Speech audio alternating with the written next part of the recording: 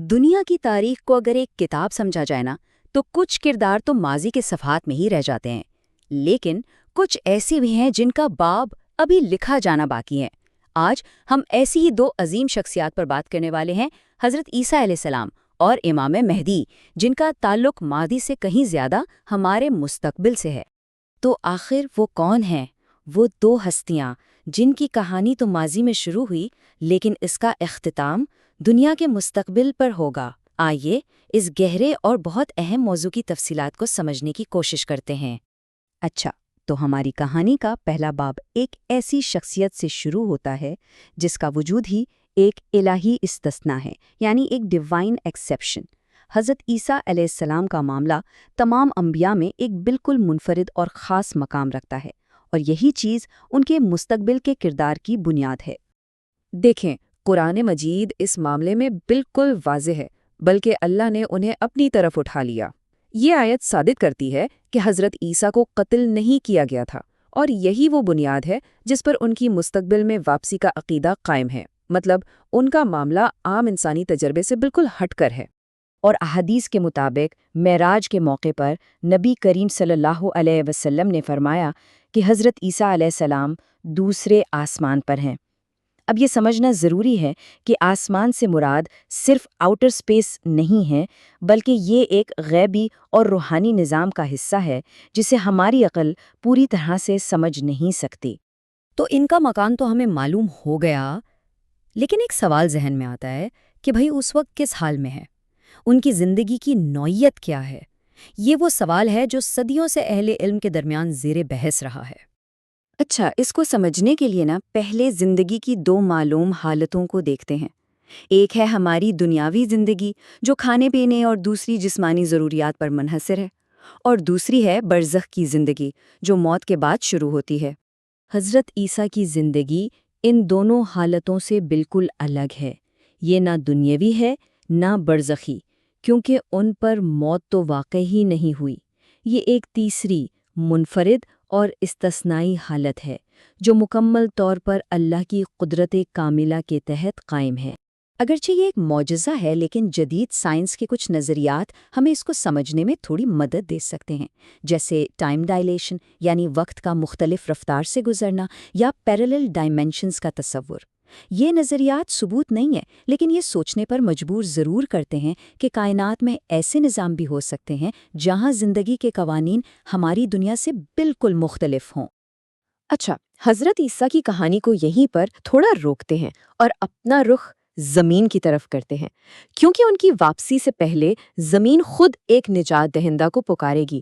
یہ وہ حالات ہیں جو امام مہدی کے ظہور کا پیش خیمہ بنیں گے۔ احادیث ایک بہت تاریک منظر پیش کرتی ہیں، ایک ایسا وقت جب دنیا ظلم اور ناانصافی کی گرفت میں ہوگی، جب سچ اور جھوٹ اس قدر مل جائیں گے کہ ان میں فرق کرنا ناممکن لگے گا، اور امت مسلمہ خود انتشار اور کمزوری کا شکار ہو جائے گی۔ اور اسی تاریکی کے عروج پر جب ہر طرف مایوسی چھا جائے گی، تو اس عالمی بحران کے جواب میں اللہ کی مدد ایک رہنما کی صورت میں آئے گی۔ یہ رہنما امام مہدی ہوں گے۔ اسلامی روایات کے مطابق وہ نبی کریم صلی اللہ علیہ وسلم کی نسل سے ہوں گے، اور ان کا مشن زمین پر انصاف اور نیکی کو دوبارہ قائم کرنا ہوگا۔ اور اب کہانی اپنے عروج پر پہنچتی ہے۔ جب امام مہدی انصاف کی جنگ لڑ رہے ہوں گے، تب آسمان سے ایک فیصلہ کن خدائی مداخلت ہوگی۔ یہ وہ لمحہ ہوگا جب حضرت عیسیٰ علیہ السلام صدیوں کے بعد زمین پر واپس تشریف لائیں گے۔ احادیث اس عظیم لمحے کی تفصیلات بھی بتاتی ہیں۔ مقام دمشق کا سفید مینار، وقت فجر کی نماز، اور پہلا عمل وہ اس وقت کے امام یعنی امام مہدی کے پیچھے نماز ادا کریں گے، اور اس کے بعد ان کا اصل مشن شروع ہوگا، تاریخ کے سب سے بڑے فتنے دجال کا خاتمہ۔ اس سلائیڈ پر جو نقطہ ہے وہ بہت اہم ہے۔ حضرت عیسیٰ علیہ السلام کا، جو کہ ایک نبی ہیں، امام مہدی کے پیچھے نماز ادا کرنا ایک گہری علامت ہے۔ یہ ظاہر کرتا ہے کہ اس وقت امت کی قیادت امام مہدی کے ہاتھ میں ہوگی، اور حضرت عیسیٰ علیہ السلام ان کی تائید اور مدد کے لیے آئیں گے۔ دجال، جو فساد کی سب سے بڑی علامت ہے، اس کے خاتمے کے بعد دنیا ایک نئی صبح دیکھے گی۔ یہ ایک مثالی دنیا کا آغاز ہوگا، عالمی امن اور حقیقی انصاف کا دور۔ ذرا تصور کیجئے، ایک ایسی دنیا کا جہاں ہر سطح پر حقیقی انصاف قائم ہو، جہاں تمام گمراہ کن نظریات کا خاتمہ ہو اور صرف سچی توحید کا بول بالا ہو، اور جہاں معاشی خوشحالی اس قدر ہو کہ تاریخ میں اس کی مثال نہ ملے۔ اور معاشی خوشحالی کا عالم یہ ہوگا کہ دولت کی اتنی فراوانی ہوگی کہ کوئی زکوٰۃ لینے والا نہیں ملے گا۔ یہ ایک ایسی مکمل معاشی مساوات کی تصویر ہے جس کا آج ہم تصور بھی نہیں کر سکتے۔ اپنا عظیم مشن مکمل کرنے کے بعد حضرت عیسیٰ علیہ السلام زمین پر ایک بالکل فطری زندگی گزاریں گے۔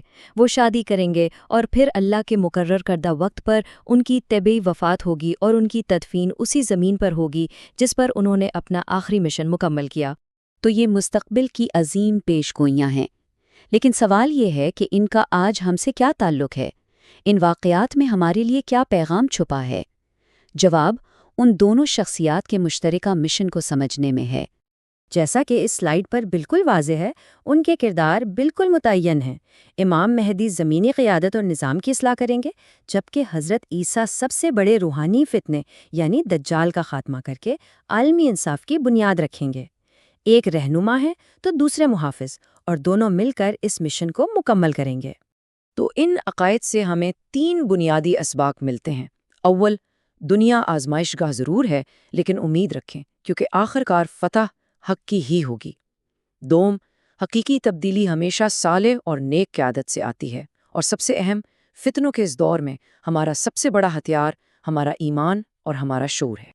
تو آخری اور سب سے اہم سوال، کیا ہمیں صرف ہاتھ پر ہاتھ دھرے انتظار کرنا ہے، یا اصل پیغام یہ ہے کہ ہم آج خود کو اس قابل بنائیں کہ جب بھی وہ وقت آئے ہم حق کا ساتھ دینے والوں میں شامل ہوں؟ کیونکہ انتظار عمل کی نفی نہیں بلکہ تیاری کا نام ہے، اور اس تیاری کا سامان صرف 3 چیزیں ہیں: ایمان، علم اور شعور۔